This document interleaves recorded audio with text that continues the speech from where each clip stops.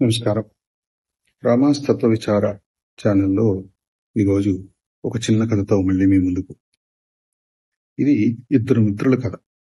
ఇద్దరు మిత్రులు నడుచుకుంటూ సాయంత్రం పూట గమ్యస్థానానికి వెళ్తున్నారు.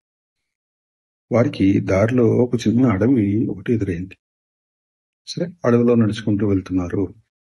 అకస్మాత్తుగా ఒక పెద్ద పులి గాండ్రింపు ఇటువైపుగా రావటం వినపడింది. వెంటనే ఒక మిత్రుడు పక్కనే ఉన్న చెట్టు ఎక్కేసి పైకి ఎక్కి కూర్చున్నాడు. పొదల మధ్యలో, చెట్లు కొమ్మల మధ్యలో. రెండో అతనికి చెట్టు ఎక్కడం రాదు. ఏం చేయాలా అని అటు ఇటు ఆలోచించి చిన్నప్పుడెప్పుడో గురువు గారు చెప్పింది గుర్తొచ్చి కిందన శవంలా పడుతుంది.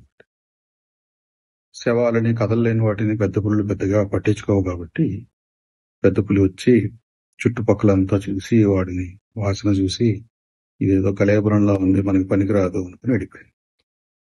ఇది వెళ్ళిపోగానే పైనుంచి ఇదంతా చూస్తున్న మిత్రుడు కిందకి దిగాడు.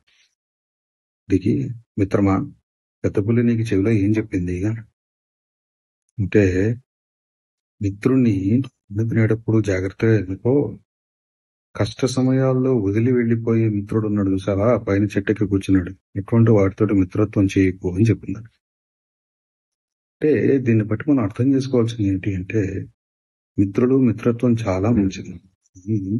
ఎవరు మనల్ని మోసం చేస్తున్నారు గమనించి, ఎవరు మన కష్ట సమయంలో వదిలేసి వెళ్ళిపోతారు, ఎవరు మనతో నిలబడతారు అన్నది విచక్షణ ఉండి తీరవాలి. లేదంటే ఆ మిత్రత్వానికి అర్థం లేదు. అందుకని మిత్రుల్ని జాగ్రత్తగా చూసుకొని జీవితం గడుపుకోండి. నమస్కారం. ఓం శివాయ నమః.